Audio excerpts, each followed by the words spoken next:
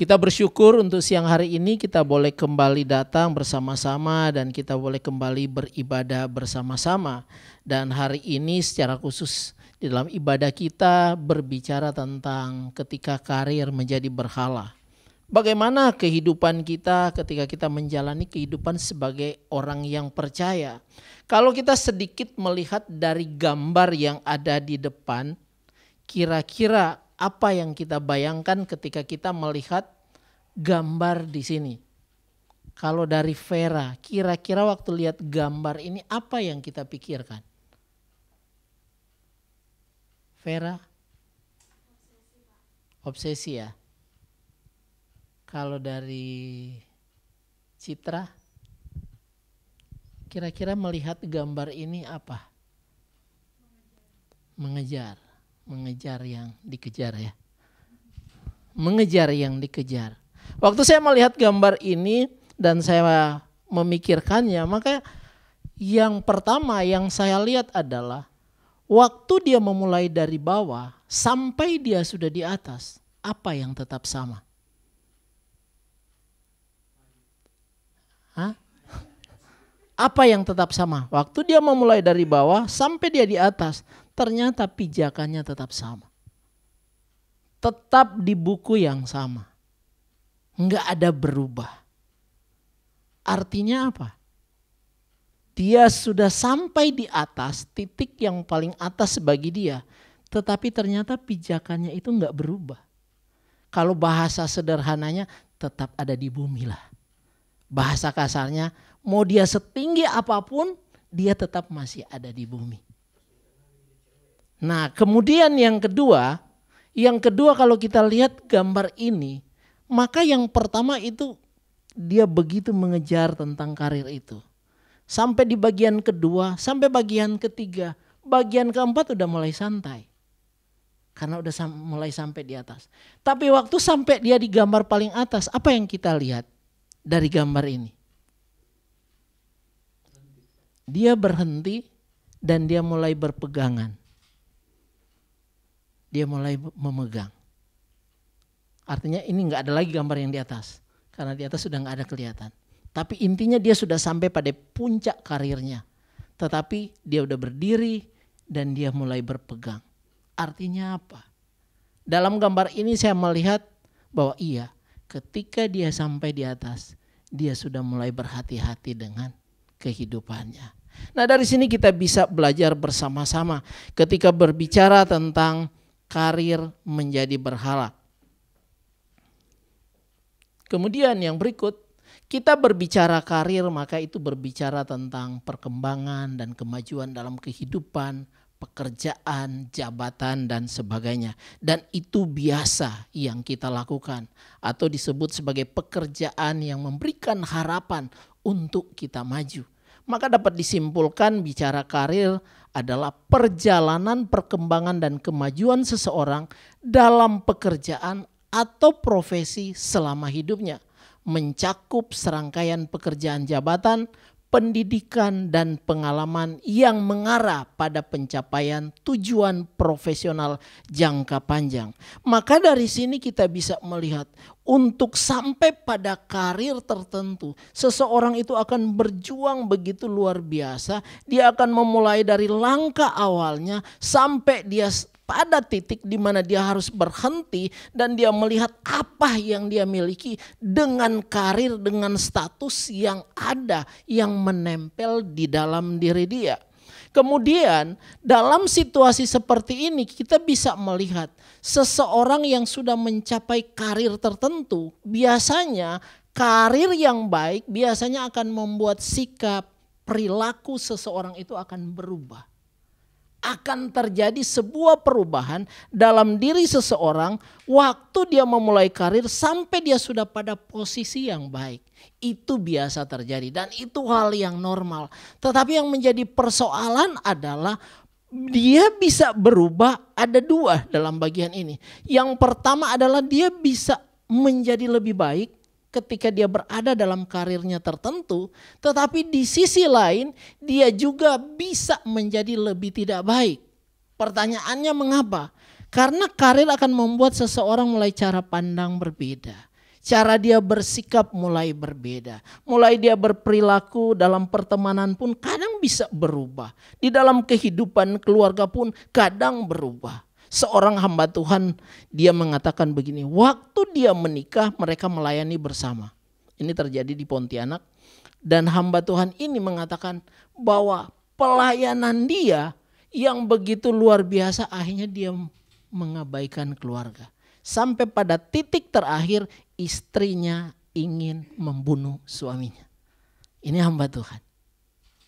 Karena apa?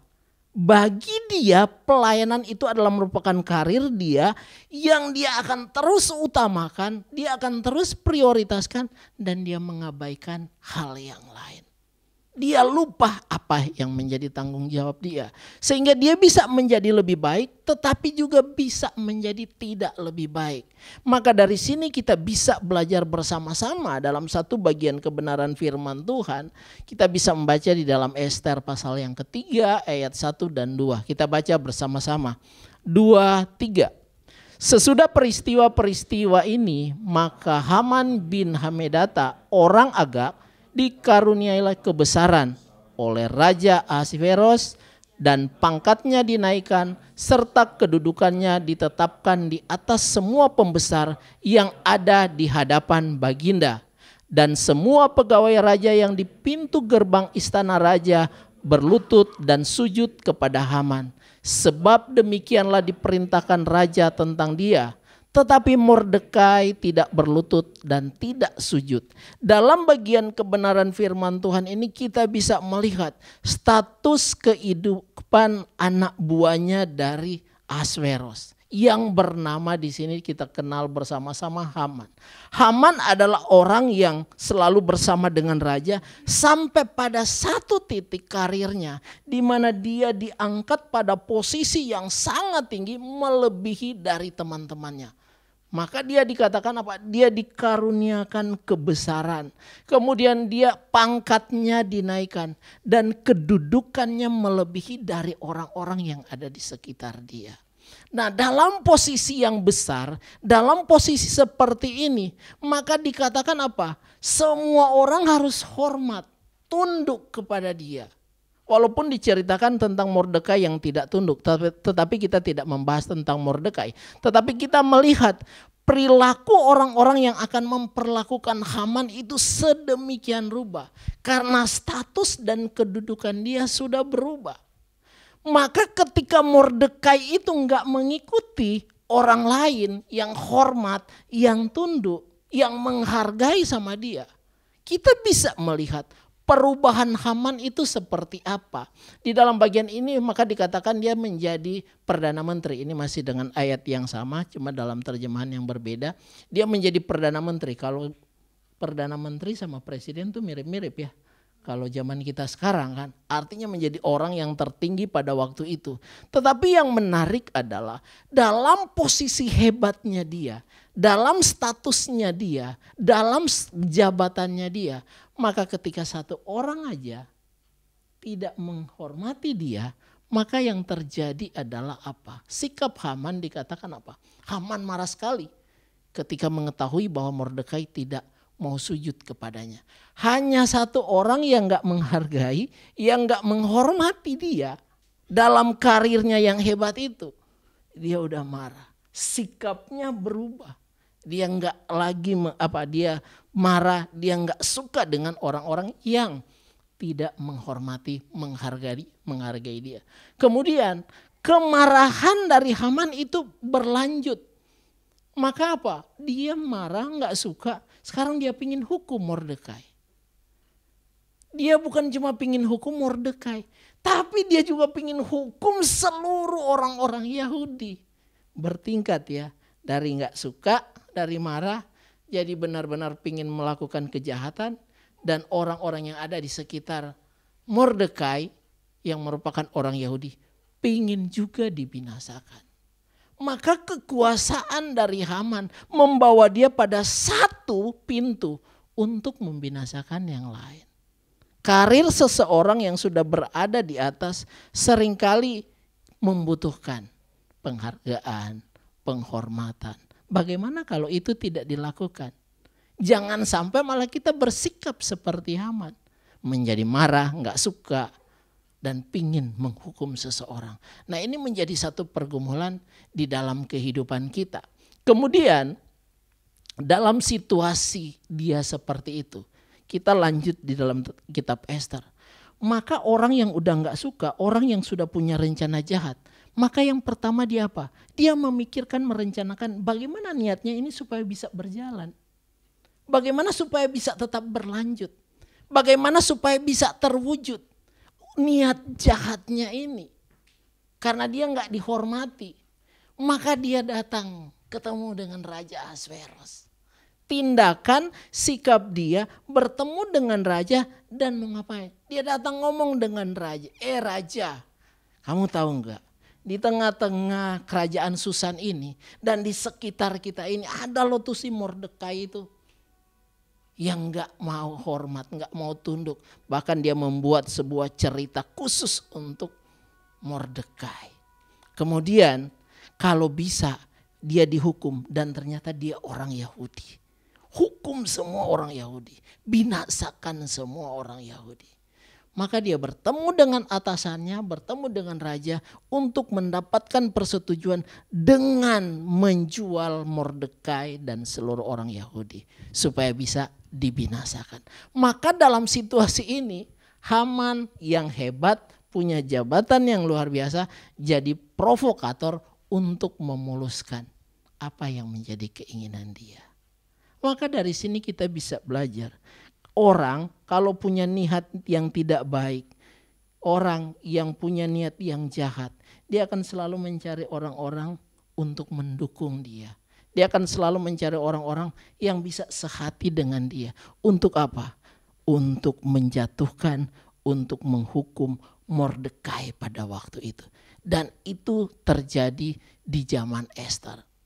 Dan di dalam kehidupan kita saat ini pun, itu pun seringkali dipertontonkan.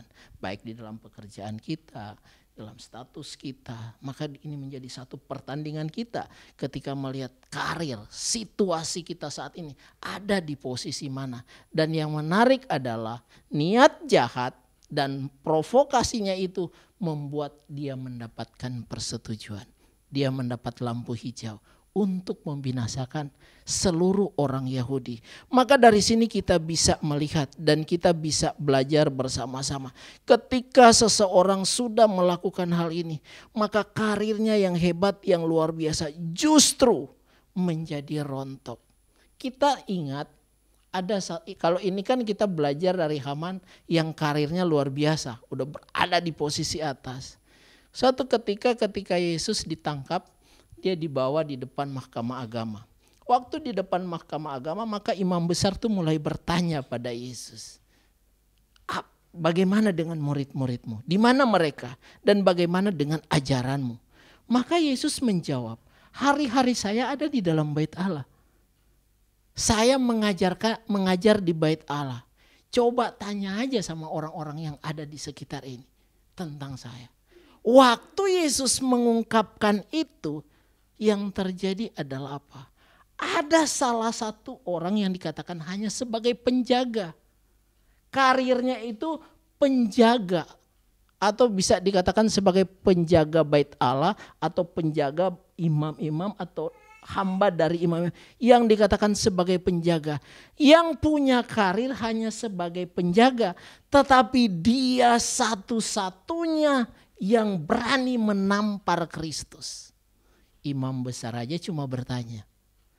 Tapi dia hanya sebagai penjaga. Dia berani menampar dengan berkata apa? Berani sekali kamu ngomong seperti itu. Yesus bilang, apa salahku? Di mana salahku? Aku ngomong apa adanya.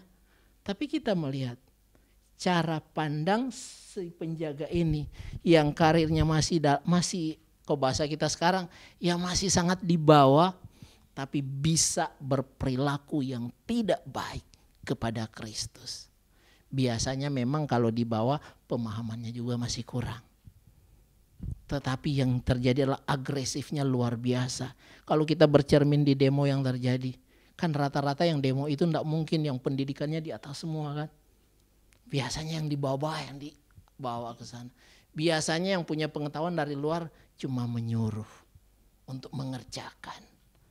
Maka dari sini kita bisa belajar. Status kita, karir kita bisa menghancurkan kita. Sehingga bisa menjadikan karir kita menjadi berhala bagi kita. Karena apa? Lihat saya, ini saya mampu dan saya berani melakukan apapun. Maka dalam bagian ini, karir yang baik akan tetap terus terarah. Kalau kita melihat karir yang baik, maka kita bisa belajar dari Yusuf. Karirnya memang luar biasa. Tetapi dia tetap menunjukkan pribadi yang luar biasa. Pribadi orang yang benar. Bukan pribadi yang jahat seperti yang dilakoni oleh Haman. Tapi ending dari cerita justru karirnya Haman berakhir di atas tiang. Dia digantung. Artinya apa? Ternyata karir seseorang yang dia capai sampai pada satu titik bisa menghancurkan dia kalau dia salah menggunakannya. Dijadikannya berhala karir dia sehingga dia mau memperlakukan apapun yang dia mau. Maka dari sini kita bisa belajar bersama-sama. Karir menjadi berhala yang pertama adalah karir menjadi tujuan utama. Dia akan mengejar apapun. Ketika dia ingin mencapai apapun, dia akan melakukan apa saja. Dan yang ada adalah bagaimana saya berhasil, bagaimana saya mampu, bagaimana supaya saya ada di titik tertentu sehingga saya bisa menguasai banyak hal. Maka ketika karir menjadi tujuan utama, maka yang jelas Tuhan pun diabaikannya. Ketika karir menjadi tujuan yang utama, nasihat pun gak dipeduli lagi. Ketika karir menjadi tujuan utama, maka segala sesuatu yang dia pikirkan adalah karirnya. Dia gak peduli dengan yang lain. Dia akan peduli dengan apa yang menjadi keinginan dia. Tetapi dia tidak lagi melihat siapa yang memberi kesehatan kepada dia, siapa yang menolong dia, siapa yang membawa dia pada status seperti ini. Gak peduli lagi. Karir dia menjadi berhala karena apa? Karena karir menjadi yang utama dibanding dengan Tuhan di dalam kehidupannya. Yang kedua adalah karir menjadi berhala ketika kita menginginkan pengakuan dan penghormatan secara berlebihan. Artinya apa? Artinya mau mengingatkan ketika Haman menginginkan sesuatu yang berlebihan di dalam dirinya, maka itu menjadi perusak di dalam kehidupannya sehingga dia bersikap apapun yang dia suka kepada orang-orang yang tidak melakukan apa yang dia inginkan. Iya ya, siapa sih yang tidak mau diakui?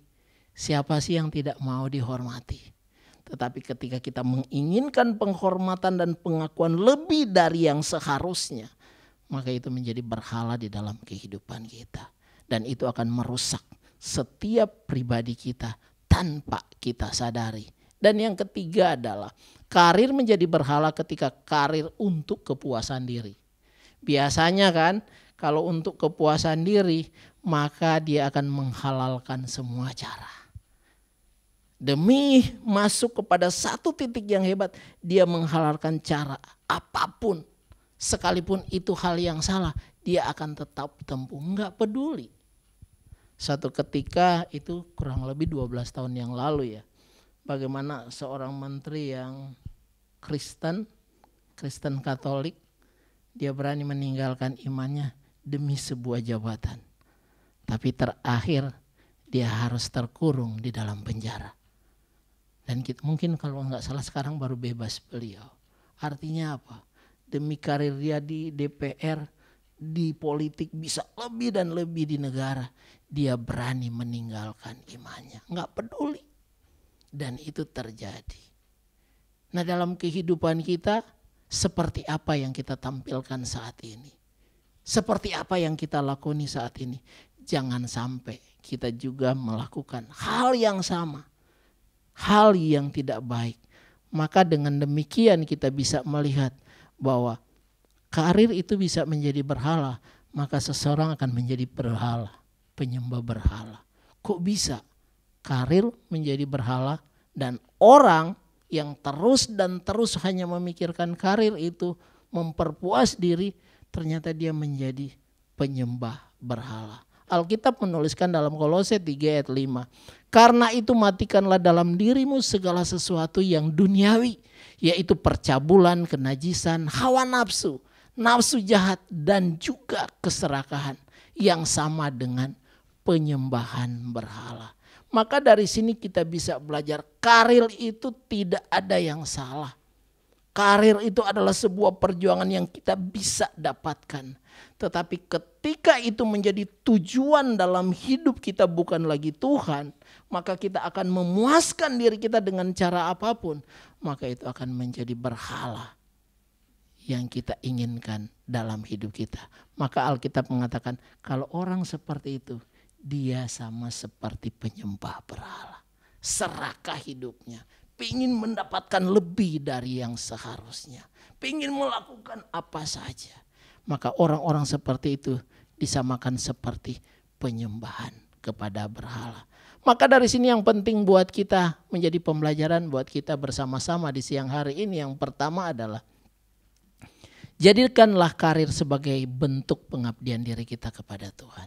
Artinya dalam posisi apapun kita saat ini, biarlah itu kita lakukan sebagai bentuk pengabdian kita kepada Tuhan. Kalau ingat Yusuf, dimanapun dia, mau di penjara, mau ada di rumah Potifar, dia tetap menunjukkan pengabdiannya kepada Tuhan. Bahkan sampai dia menjadi orang nomor 2 di Mesir, dia tetap menunjukkan pengabdiannya pada Tuhan. Maka Tuhan melebihi dari segala apa yang dia miliki. Dan itu mau menunjukkan bahwa karir adalah hal yang indah yang kita miliki, yang kita dapatkan. Tetapi biarlah itu menjadi bagian dari kita untuk mengabdikan diri kita kepada Tuhan. Dan yang kedua adalah biarlah melalui karir kita menjadi pribadi yang bertanggung jawab. Artinya setiap kepercayaan yang diberikan, yang kita sudah gapai sampai saat ini, biarlah kita pertanggungjawabkan. Kita bukan hanya mempertanggungjawabkannya di hadapan Tuhan, tetapi kita juga mempertanggungjawabkannya di hadapan sesama. Karena itulah yang seharusnya untuk kita lakukan. Dan yang terakhir adalah karir menolong sesama sudah seharusnya. Kalau Haman karir tapi gak peduli dengan yang lain. Yang dia peduli adalah keinginan dia. Yang dia peduli apa yang menjadi maunya dia.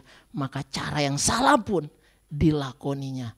Tetapi kalau buat kita orang Kristen, orang yang percaya, karir kita memang harus kita jaga. Dan jangan lupa melalui apa yang kita sedang kerjakan, apa yang kita sedang lakukan pada posisi apapun, biar kita menjadi penolong sesama kita. Jangan sampai dalam posisi kita saat ini malah kita merendahkan orang lain. Kita menganggap rendah siapapun yang ada di sekitar kita. Yang kita pikir adalah saya. Yang saya pikir saya ada posisi yang paling tinggi, saya paling hebat. Enggak.